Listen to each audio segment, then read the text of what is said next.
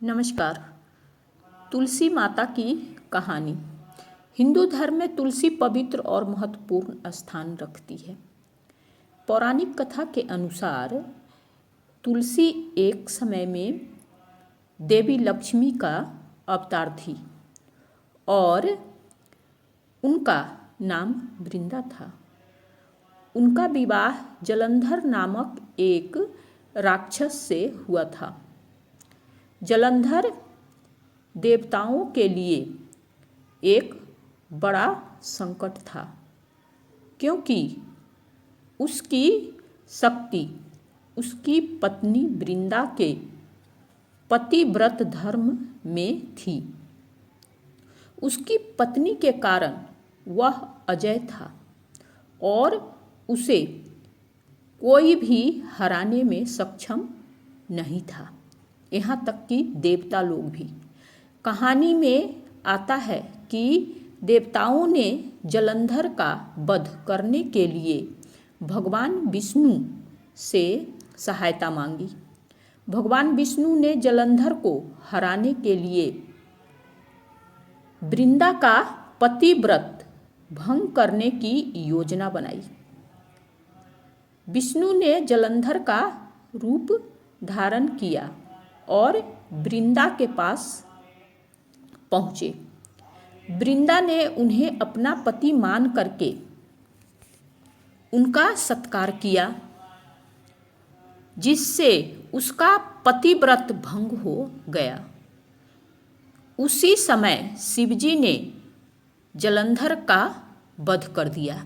जैसे ही वृंदा का पतिव्रत समाप्त हुआ, तो जब वृंदा को सच्चाई का पता चला तो उन्हें बहुत दुख हुआ और उन्होंने भगवान विष्णु को श्राप दे दिया कि वे पत्थर यानी कि शालिग्राम का जो हम वो रखते हैं प्रतिमा बन जाएंगे।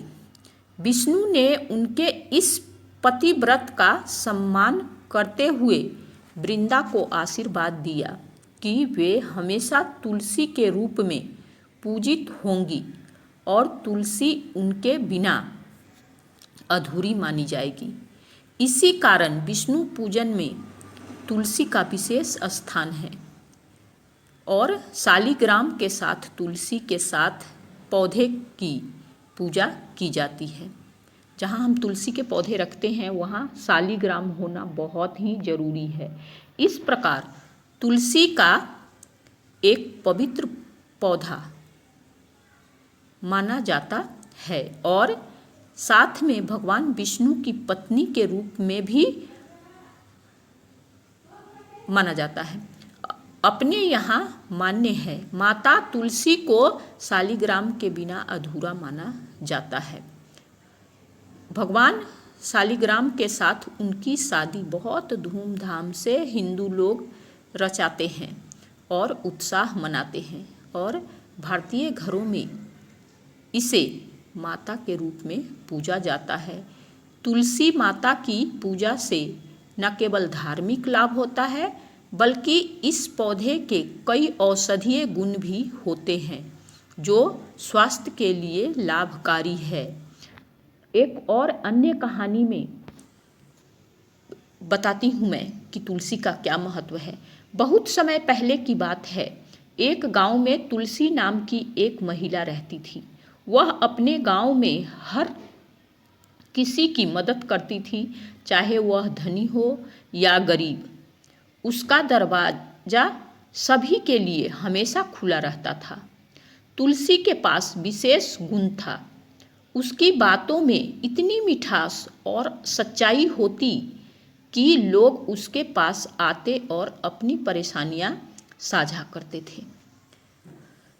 वह ध्यान से सबकी बातें सुनती और अपने अनुभवों और बुद्धिमानी से उनका मार्गदर्शन करती। धीरे धीरे गांव में तुलसी की प्रतिष्ठा बढ़ने लगी और लोग उसे अपनी तुलसी दीदी कह करके पुकारने लगे। एक दिन गांव में भयंकर सूखा पड़ा। पानी के बिना लोग परेशान हो गए, खेत सूख गए और जानवर प्यास से मरने लगे। गांव के बड़े बुजुर्ग भी उपाय करने में असमर्थ थे। तब गांव वालों ने तुलसी से कहा, तुलसी दीदी, तुम ही कुछ उपाय बताओ। तुलसी ने सभी से कहा, हम सबको मिल करके ईश्वर से प्रार्थना करनी चाहिए और एक साथ प्रयास करना चाहिए। ऐसे भी कहा जाता है कि एक साथ किसी भी चीज़ की प्रयास करने से सफलता अवश्य ही मिलती है। तो तुलसी ने गांव के सभी लोगों को इकट्ठा किया और मिलकर एक कुआं खोदने का प्रस्ताव रखा। पहले लोग संकोच कर रहे थे, लेकिन तुलसी की बातों से प्रेरित होकर सभी ने मिलकर काम शुरू किया। दिन रात मेहनत के बाद जब आखिरकार कुआं बन गया तो सबकी खुशी का ठिकाना नहीं रहा। कुएं में मीठा पानी आ गया था। उस दिन से गांव वालों को पानी की कभी कमी नहीं हुई। गांव वाले तुलसी की आभारी रहे और उसकी सलाह मानकर मिलजुल कर काम करने की आदत डाल ली। तो ये थी हमारी तुलसी की कहानी। आज तुलसी विवाह देवोत्थान के उपलक्ष्य में मैं ये कहानी लेकर के आई हूँ। आप लोगों को अगर कहानी अच्छी लगी हो तो वीडियो को लाइक करें और चैनल पर पहली बार आए हैं तो चैनल को सब्सक्राइब करना ना भूलें। ये हमारी नम्र निवेदन है। बहुत बहुत धन्यवाद।